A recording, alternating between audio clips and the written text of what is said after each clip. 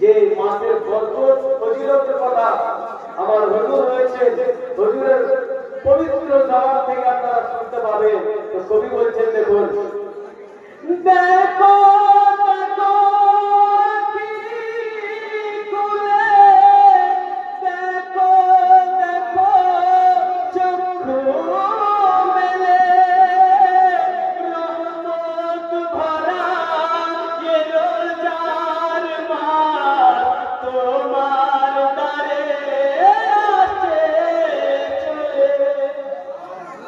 দেখো দেখো কি খুলে, দেখো দেখো চক্ষু মেলে, রহমত ভরা এ রোজার মাস তোমার দ্বারে আসে চলে।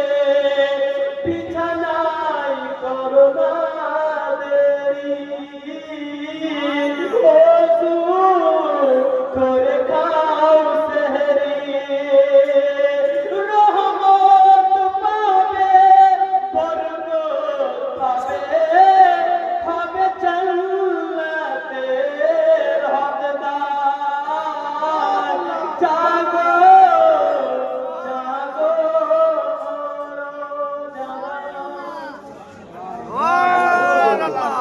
ঘুমিয়ে থাকে কিভাবে হবে?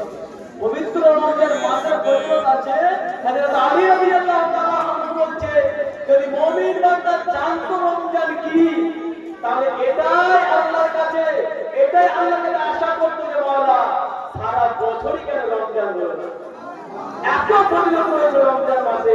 তো রোজা অবস্থায় যদি আমাদের ইন্তেকাল হয়ে যায়, তো সেই রাতের বদৌলতে বাসমা পর্যন্ত জান্নাতে চলে যাবে।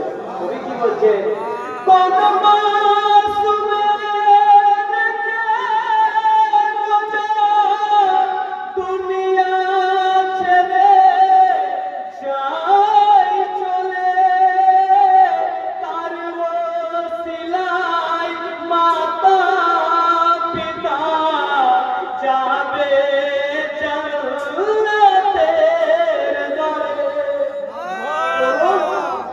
কোন মাসুমে নেকে রোজা দুনিয়া ছেড়ে যায় চলে, তার ওসিলায় মাতা পিতা যাবে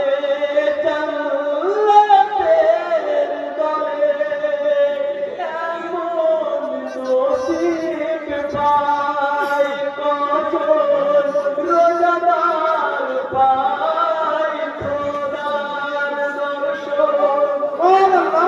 এমন নসিব পায় কজন রোজাদার, পায় খোদার দর্শন।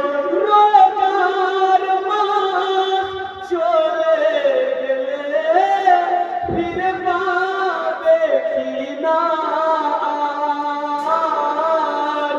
জাগো জাগো